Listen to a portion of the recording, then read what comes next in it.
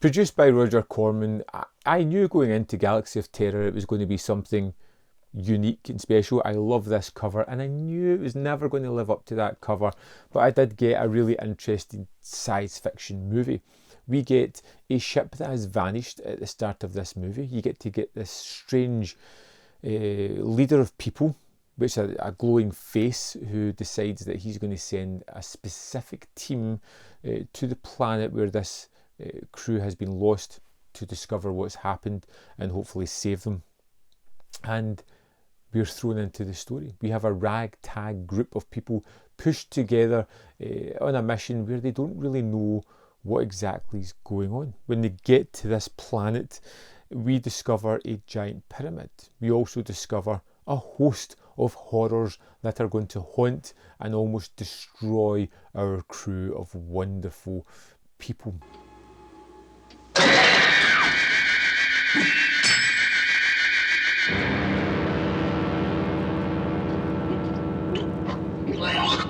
Get back. We get some great actors in here like Sid Haig, who's almost mute throughout the movie. You get Robert Englund in a sort of early role as well as plenty of other people, familiar faces that pop up. And what I kind of liked about this movie is it didn't go the way I was expecting it to. It didn't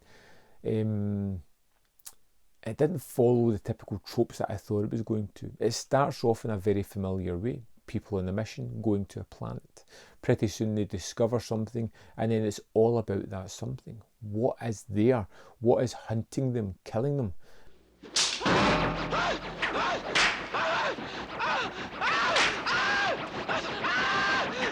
People are stripped bare. The characters, we get to see their worst fears come to the forefront and how they deal with them as this strange planet seems to highlight their innermost terrors and bring it to fruition.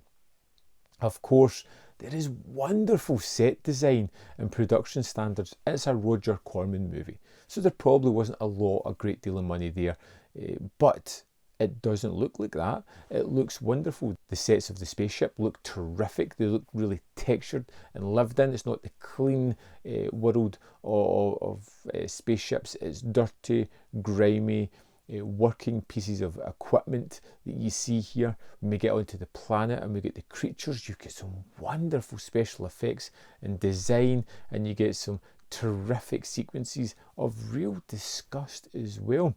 You get to see a giant maggot rape someone, I think, yeah. You get to see Sid Haig have a horrible demise thanks to his beloved crystals.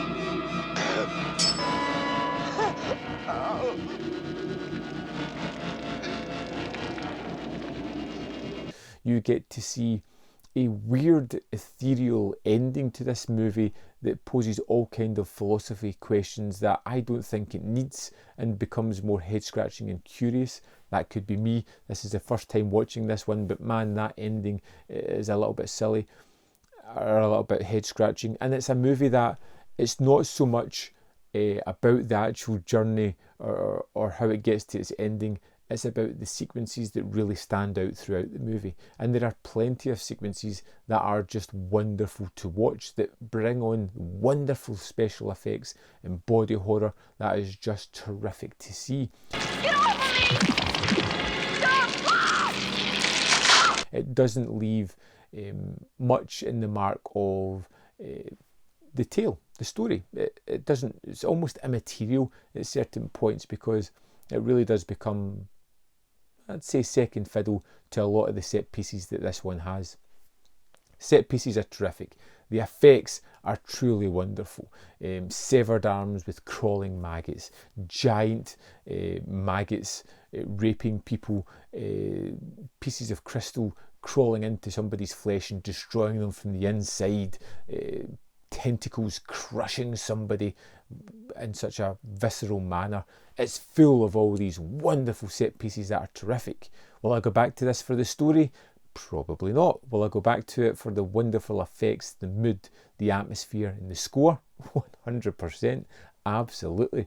I would love to know your thoughts on Galaxy of Terror. Let me know in the comment box below what you think of this one, and of course there's more content up here if you want to see more of my stuff. Click that like button to stop all my fears coming true and killing me, and you can join me on Patreon or the membership program if you want to see more of my stuff. Thanks for watching, and I'll see you next time on Man v Film.